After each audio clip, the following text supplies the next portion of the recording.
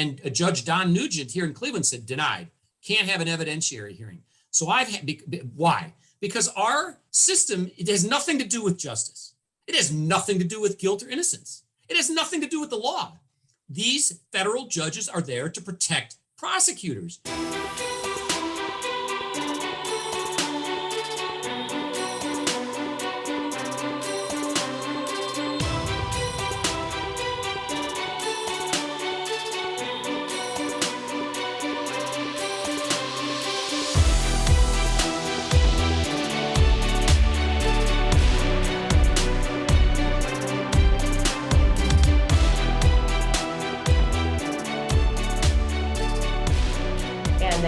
They were not ethical individuals.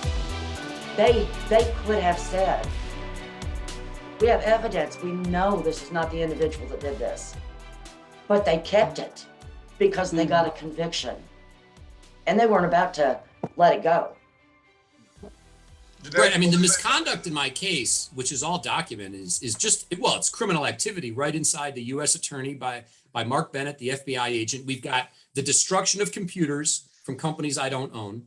We've got the suppression of statements from these banks that said they allowed no money down cashback mortgage loans. We have documents proving on the specific transactions that there was no fraud because people said they made no money and had no assets. So how is there a scam to make false statements on the loans when it says zero? We've got the knowing use of perjured testimony.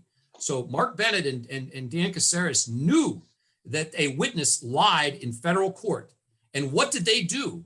These guys are great, by the way, Bennett and Caceres, because they put so much criminal activity in writing. They said that they couldn't withdraw the false testimony because it would, quote, jeopardize the outcome of the case. And it was, quote, in the interest of justice to use false testimony to convict me. Problem being in our country for 70 years, the Supreme Court has said that the government cannot imprison somebody based on false testimony. I shouldn't have had to do any legal work. They should have withdrawn the whole case right then and there. But the prosecutor, Caceres, was having a romantic relationship with Clover. He let her destroy evidence inside the prosecutor's office that was damaging to her. And they later said, well, we didn't mean to hurt you. She was just trying to help herself. Why is my co-defendant inside the prosecutor's office destroying evidence? And then there's this whole thing with Dawn Pasella, which we should mention briefly. The government figured out, well, they might lose this case. This guy, Tony, he's crazy and he's not pleading guilty. And I'm not saying I'm right, but I told judges and lawyers, I will not plead guilty. I will not go to jail willingly for 1 hour. I would rather go for 50 years. And I'm not saying I'm right, but this is what I said. I did not trick banks into making no money down loans. We built an honest business. We never did anything wrong that I felt that was inappropriate. If I thought we did something wrong, I would plead guilty and apologize. I don't think we did, and their facts were wrong. The banks weren't victims. The whole thing was nonsense, and I refused to plead guilty. And because I refused to plead guilty, they at some point realized, well, there's going to be a trial. Then they started getting nervous they might lose the trial. Then Mark Bennett thought it would be a good idea, and Dan Caceres, to wire up their office manager to start pretending that she was a paralegal helping defense lawyers so they could invade my defense trial preparation and obtain confidential defense trial preparation information. Completely illegal. I mean, again, this case should have ended a decade ago. I mean, what if I bugged the U.S. Attorney's Office? What if I bugged the prosecutor's office and said, man, I sure would like to know what they're saying in that conference? You gotta be kidding. I mean, they wire up their own administrative lady. And so she realizes this is all wrong. And so while they're destroying evidence, she's making copies of it. So they don't know that she has copies of the evidence that they're hiding. And then she gives it to me later because they thought they would win the second trial because they didn't know that I had evidence that they thought was vamoose, but it wasn't vamoose because she made copies of it. It's crazy what went on. And there's nothing that these government prosecutors were unwilling to do in this case to, quote, win. Any type of criminal activity was on the table for them. Now, Jeanette, you wanted to ask something? Yeah, I would like to ask you, do you think someone in the office probably has set you up, like forced your signature on the funding, and then somehow they could get like some type of report from the government? Do you think that's how it went down? Well, we found out years and years later how the case started and why I was prosecuted, which I can share with you. But the answer, let me just go back to before, when the real estate market was booming and people were buying houses, our company was profitable. The business was very successful. So the idea of doing something shady just didn't even occur to us. If a particular customer couldn't get approved to buy a property, someone else would buy it.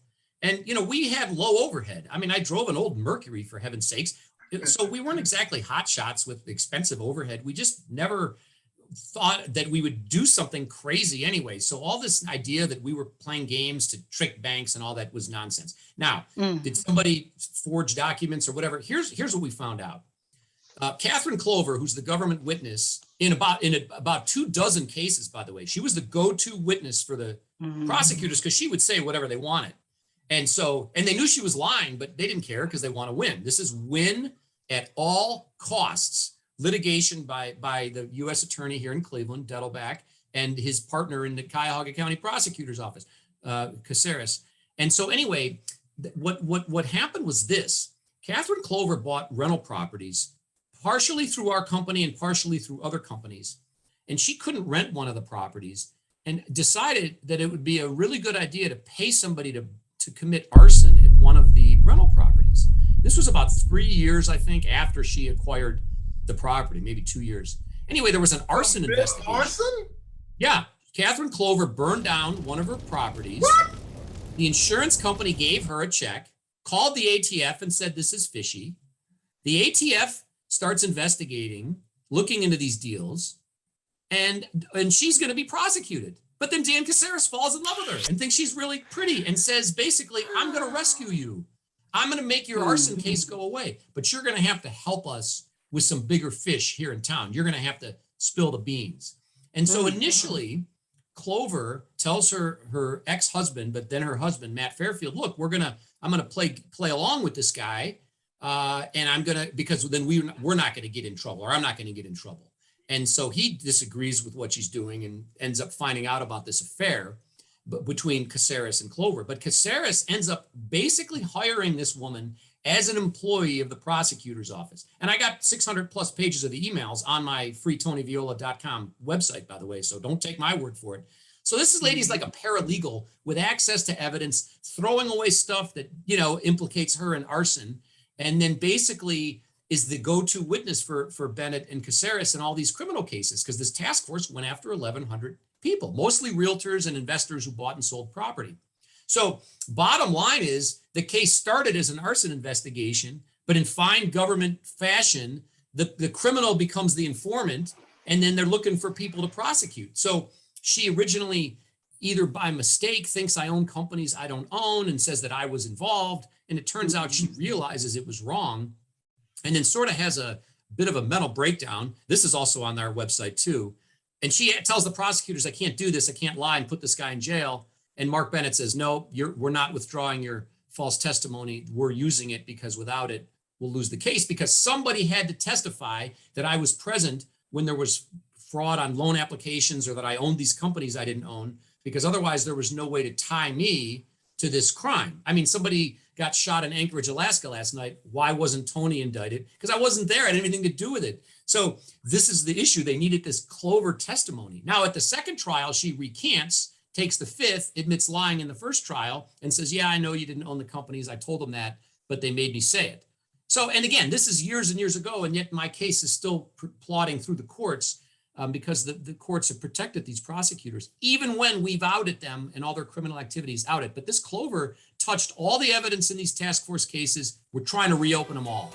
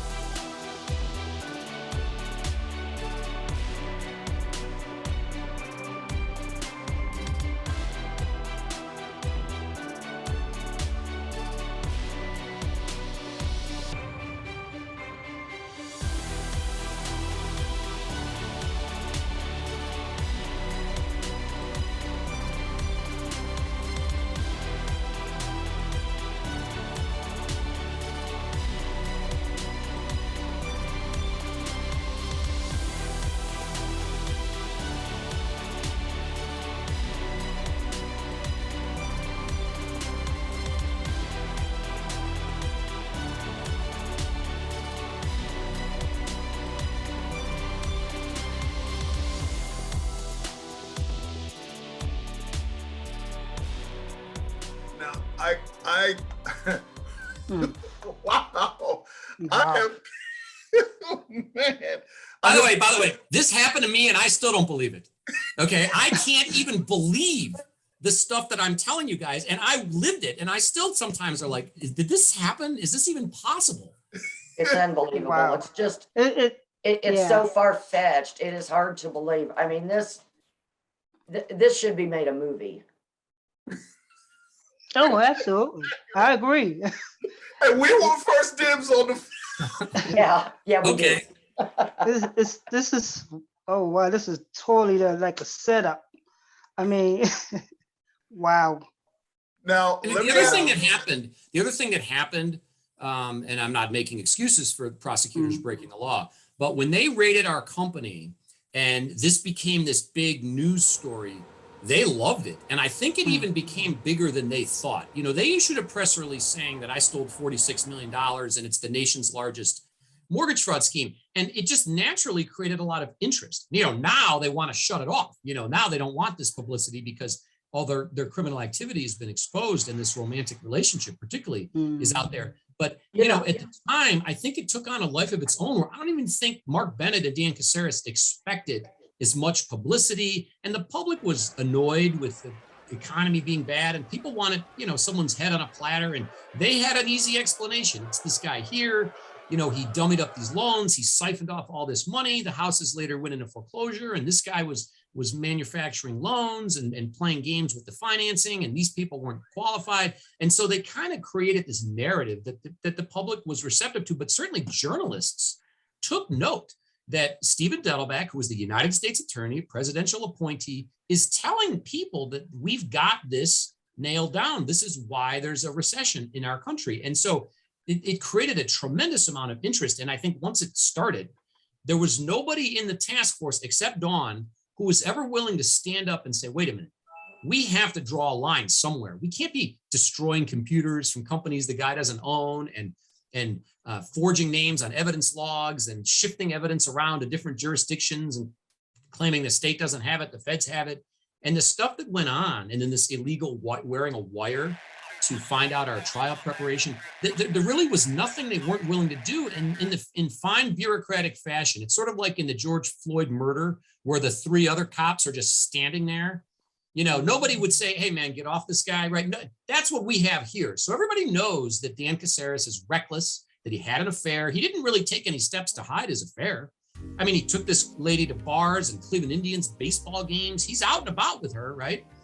Everyone knows. I mean, Mark Bennett puts in writing that the witness committed perjury, but no one ever wants to do anything about it. Well, I didn't prosecute you. It was a long time ago. Maybe you should move on. I mean, and so these excuses, heard that before. endless with the bureaucratic excuses of, oh, shucks, you know, we didn't do it.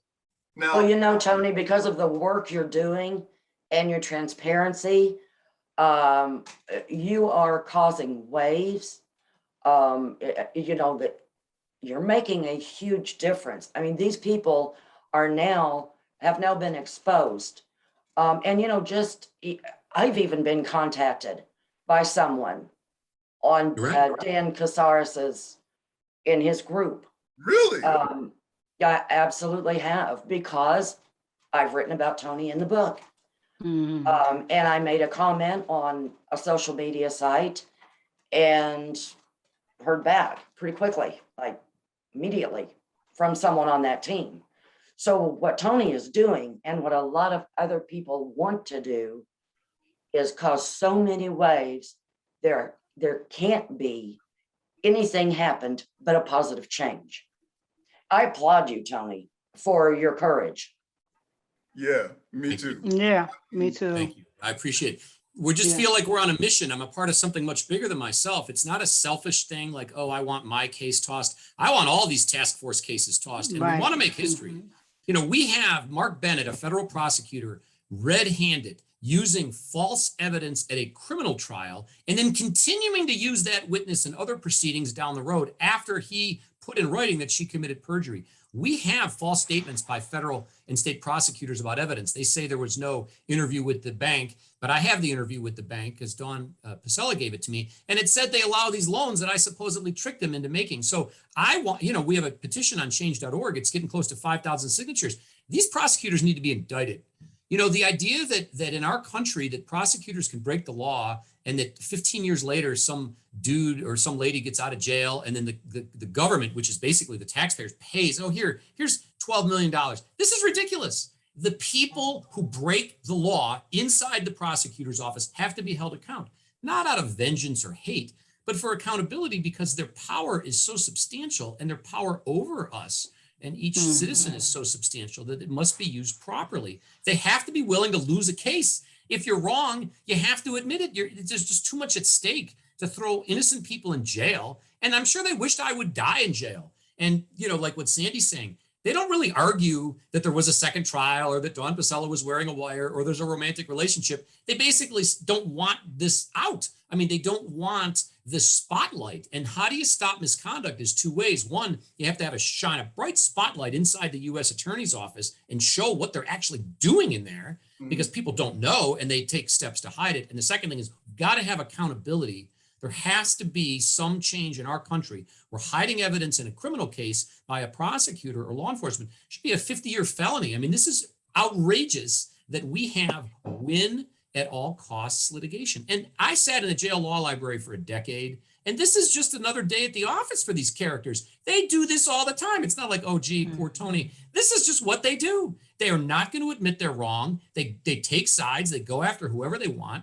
And then they put you in jail and hope that you either get so sick of it or run out of steam or lose your marbles, which I saw men literally lose their minds in jail. And so this is terrible for our country to have this going on.